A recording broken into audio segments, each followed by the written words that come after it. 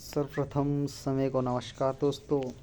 आज की जो वीडियो या फिर आज का जो टॉपिक जो रहेगा हमारा, वो एक बहुत ही ऐसे थिंकर है जिसको पढ़ने के बाद हमारा माइंडसेट या कहें जीवन या कहें विचार पूरी तरह से बदल जाते हैं। तो आज हम जो बात कर रहे हैं वो थिंकर है जीन पॉल सार्त्र, या फिर ये कह सकते हैं कि अस्तित्ववादी थिंकर है। ये अस्तित्ववादी थिंकर है। अस्तित्ववादी थिंकर जो होते हैं दोस्तों, वह भगवान को नहीं मानते हैं।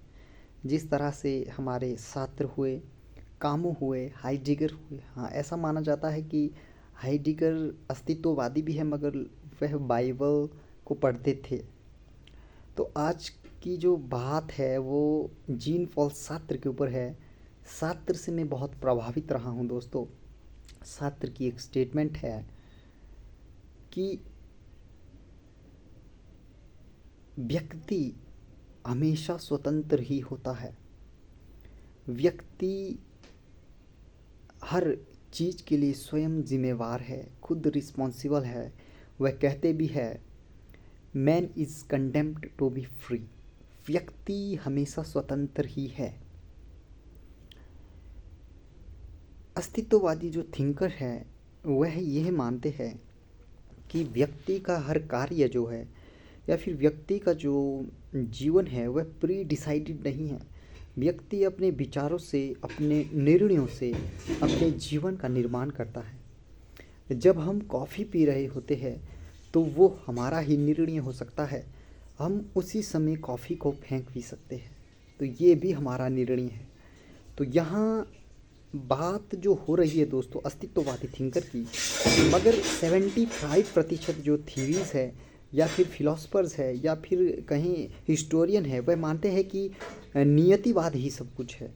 सब कुछ पहले से निर्धारित है, प्रारब्ध ही सब कुछ है। जिस तरह से बहुत सी किताबों में और ग्रंथों में कहा गया है कि व्यक्ति का जन्म प्रारब्ध से होता है, मगर यहीं पर अस्तित्ववादी थिंकर और जो दार्शनिक है वह चोट करते हैं कि व्यक्ति स्वयं अपना या फिर व्यक्ति स्वयं अपने कार्य के लिए जिम्मेवार है, अपनी ज़िंदगी के लिए जिम्मेवार है। तो अस्तित्ववादी थिंकर जो है सार्त्र को नोबेल प्राइज़ भी मिला था दोस्तों। और सार्त्र हो गए, कामू हो गए, हाइडेगर हो गए, फ्रेडरिक नीत्शे की चर्चा भी हम करेंगे आने वाले वीडियोस में। मगर जब हम डिफरेंट थीरीज़ पढ़ते हैं या फिलॉसफीज़ पढ़ते हैं तो हमारे विचारों का निर्माण होता है। ऐसा नहीं है कि हमने जब अस्तित्ववाद को पढ़ना है तो हमें अस्तित्ववादी ही बनना है। देखिए दोस्तों, हर चीज़ को हमें तर्क की कसौटी पर तोलना चाहिए। इसी तरह से हम आगे बात करेंगे धीरे धीरे। लाओ त्ज़ू के ऊपर भी बात करेंगे, भगवत गीता के ऊपर बात करेंगे, गुरु ग्रंथ साहिब के ऊपर बात करेंगे। हमारा जो उद्देश्य है दोस्तों वो है हमेशा अपने आप को अपग्रेड करते रहना है दोस्तों।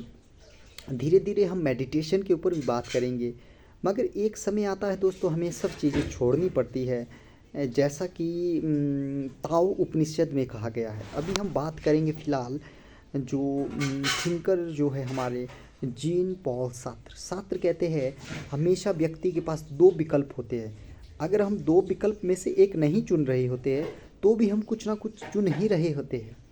व्यक्ति अपने कार्य के लिए स्वयं जिम्मेवार है। तो इसी के लिए मैं एक आपके साथ एक बात साझा करना चाहता हूं दोस्तों कि जब मैंने पढ़ा था जीन पॉल सार्त्र को तो मेरे विचारों में क्रांतिकारी परिवर्तन आया था।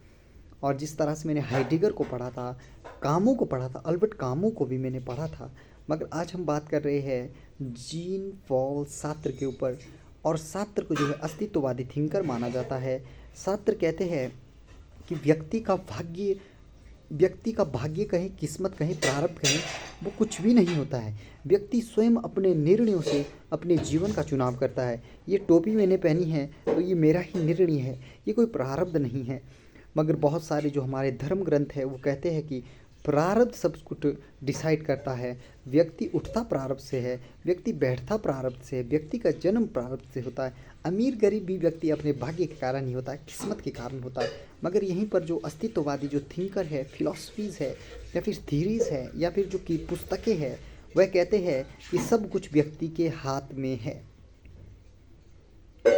तो बहुत से कॉन्सेप्ट दिए हैं अस्तित्ववादी जो थिंकर है जीन पॉल सार्त्र ने। उसमें से एक जो मुझे बहुत ही पसंद है वो है बैड फेथ का कॉन्सेप्ट।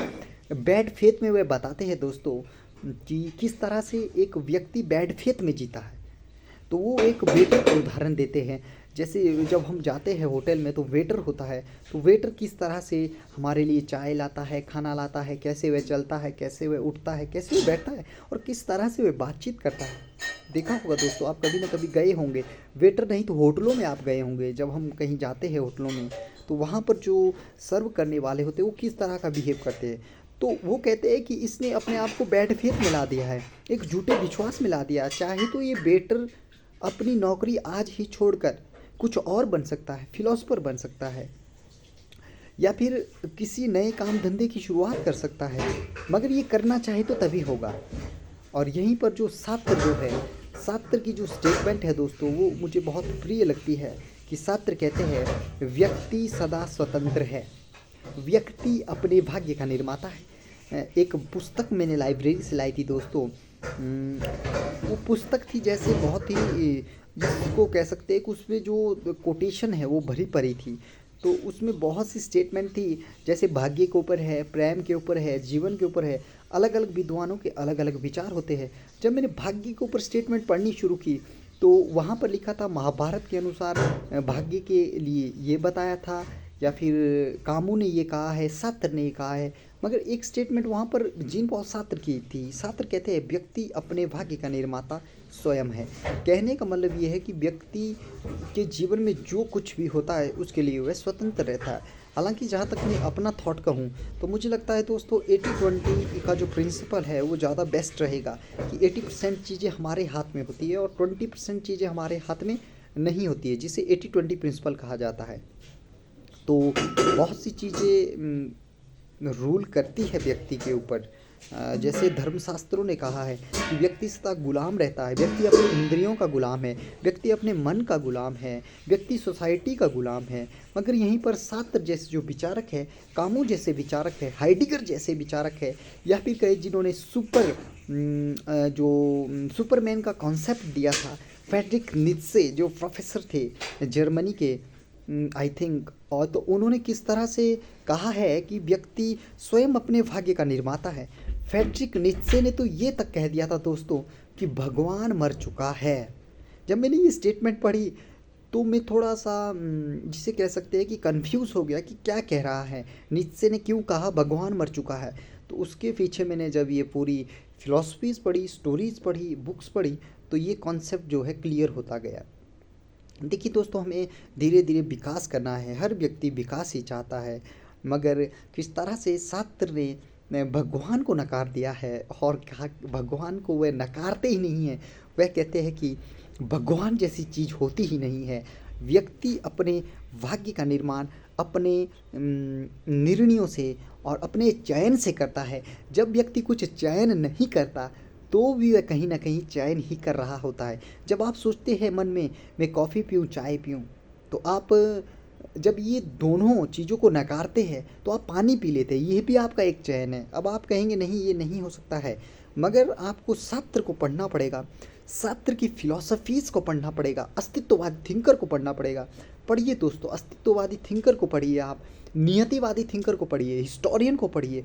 धीरे धीरे पढ़ते जाइए, पढ़ते जाइए, पढ़ते जाइए, और एक समय आता है जब आपको सब कुछ छोड़ना पड़ता है। वही महादशा होती है दोस्तों, वही अल्टीमेट नॉलेज होता है। जिस तरह से मैं आपको अपनी एक कहानी बताता हूँ दोस्तों, कहानी नहीं, ये जो रियल जो लाइफ से जुड़ा हुआ एक तथ्य है। जब मैं मैट्रिक में था तो दोस्तों मैंने ओशो को पढ़ना शुरू कर दिया था, प्रोफेसर रजनीश को। उनके विचार बहुत क्रांतिकारी है। वह समाज के ऊपर कहते हैं, बहुत सी चीज़ों के ऊपर कहते हैं, उपनिषद के ऊपर, गीता के ऊपर, महाभाष्य के ऊपर, सांख्य के ऊपर, वेदांत के ऊपर। ऐसी कोई चीज़ नहीं है जिस पर ओशो ने नहीं बोला है या फिर ओशो ने उसके ऊपर व्याख्यान नहीं दिए। तो जब हम इस तरह की क्रांतिकारी विचारकों को पढ़ते हैं तो हमारा जीवन धीरे धीरे परिवर्तित होना शुरू हो जाता है। बहुत से प्रश्न हमारे दिमाग में आने शुरू होते हैं कि भगवान कहाँ है, जीवन क्या है, प्रेम क्या है, पैसा क्या है, एक बेस्ट जीवन कैसे जिया जाए। तो इसी तरह से एक थिंकर का जो विचार है जो मुझे बहुत प्रिय है, सब कुछ जान लिया गया सिवाय इसके कि जिए कैसे। ये जो थॉट है ये भी जीन पॉल सार्त्र का है दोस्तों। सार्त्र कहते हैं सब कुछ जान लिया गया है सिवाय इसके कि जिए कैसे। अल्बर्ट कामू ने तो ये तक कह दिया है दोस्तों कि व्यक्ति एक ही चीज़ के लिए स्वतंत्र है और वह है आत्महत्या। ये बहुत ही खतरनाक जो स्टेटमेंट है अल्बर्ट कामू की। उन्होंने जो द आउटसाइडर में जो उनका जो नॉवल पब्लिश हुआ था उसमें कहा था दोस्तों कि व्यक्ति हमेशा गुलाम ही रहता है, वह एक चीज़ के लिए स्वतंत्र है और वो है आत्महत्या। इतना क्रूर और इतना हाई लेवल का विचार दोस्तों कि किस तरह से कामू ने कहा है। पढ़िए आप अल्बर्ट कामू को, किस तरह से वह 44 की उम्र में एक सड़क दुर्घटना में उनका निधन हो गया और अपने पीछे जो छोड़ गए दोस्तों द आउटसाइडर या फिर द स्ट्रेंजर जैसा बहुत ही विश्व प्रसिद्ध नॉवल। जब हम नॉवेल्स को पढ़ते हैं दोस्तों किस तरह से हमारी विजडम का विकास धीरे धीरे होता है। मगर सदगुरु ओशो कहते हैं दोस्तों एक समय में आपको सब कुछ छोड़ना पड़ेगा। जो कुछ आपने पढ़ा है वो भी आपको छोड़ना पड़ेगा। वही ध्यान की महादशा होगी, वही मेडिटेशन का अंतिम रूप होगा, या जिसे कह सकते हैं कि आपको अपने मैं को ही छोड़ना पड़ेगा। जैसा कि उपनिषदों में कहा गया है नेति नेति का विचार आपको अपनाना पड़ेगा। जिस तरह से मुझे हमारे या फिर कहें जब मैंने ओशो को पढ़ना शुरू किया तो मुझे लगा कि मेरे पास अब धीरे धीरे नॉलेज आ रहा है, अच्छी समझ मेरी विकसित हो रही है। मगर जब मुझे गुरुजी मिले तो उन्होंने कहा दोस्तों कि आपको ये सब छोड़ना पड़ेगा, आपको आई एम छोड़ना पड़ेगा, मेरा का विचार ही आपको छोड़ना पड़ेगा। तो वही महादशा होगी। जिस तरह से बातचीत रमन महर्षि करते हैं कि हु एम आई, मैं कौन हूँ, इस विचार को समझना पड़ेगा। गुरजियफ हुए, नानक हुए, फरीद हुए, ओशो है, राबिया है, संत रैदास है, नानक है, फरीद है, ऐसे ऐसे जो पर्सनैलिटीज़ है या फिर संत है या सदगुरु है, फिलोसफर्स है, इनको हम धीरे धीरे अध्ययन करेंगे। और एक दिन हम ये लेक्चर भी रखेंगे दोस्त ध्यान के ऊपर रखेंगे कि ध्यान कौन सी दशा है। ध्यान ही तो महादशा है दोस्तों। जब आप ब्लैंक बन जाते हैं दोस्तों, ब्लैंक स्लेट बन जाते हैं, तो इस तरह से हम पढ़ते रहेंगे धीरे धीरे। मगर आज का जो विचारक है या फिर जो थिंकर है वो है सार्त्र। सार्त्र को भी पढ़ना है दोस्तों। पढ़ना आपने इसलिए आपकी समझ को विकसित करना है। मगर एक दशा ऐसी आएगी जब आपको सब कुछ छोड़ना पड़ेगा दोस्तों, वही महादशा है। मैं ये नहीं कह रहा हूँ कि आप पढ़ो मत, मैं ये नहीं कह रहा हूँ कि आप सीखो मत, मैं ये कहने की कोशिश कर रहा हूँ, एक शब्द में कहें तो दोस्तों मेडिटेशन के ऊपर मैं विचार ला रहा हूँ बीच बीच में। क्योंकि जो अल्बर्ट कामू थे, हाइडिगर थे, सार्त्र थे, अस्तित्ववादी विचारक तो थे, मगर कहीं ना कहीं इनके ऊपर भी विचारकों का या फिर कहें बहुत से हाई लेवल के थिंकरों का प्रभाव था। तो आज के लिए इतना ही दोस्तों। आज का जो टॉपिक है वो इतना ही है दोस्तों जीन पॉल सार्त्र के ऊपर। डेली हम एक एक वीडियो बनाते रहेंगे। आज हमने सार्त्र के ऊपर बनाया, कल हमने मैकियावेली के ऊपर बनाया, कल शायद हम गांधी के ऊपर बनाएं, ओशो के ऊपर बनाएं, और एक वीडियो जो हमें ध्यान के ऊपर भी डालूंगा कि किस तरह से मेडिटेशन की जाती है और मेडिटेशन क्या है। धीरे धीरे हम पंडिता रामाबाई के ऊपर भी एक टॉपिक लाएंगे, बहुत से जो थिंकर हैं उनके ऊपर, और बहुत सी जो फिलॉसफीज़ है। तो अंत में मौत को नमस्कार दोस्तों। पढ़िएगा, ज़रूर पढ़िएगा आप जीन पॉल सार्त्र को, जो अस्तित्ववादी थिंकर है। इसी के साथ अंत में मौत को नमस्कार दोस्तों। धन्यवाद।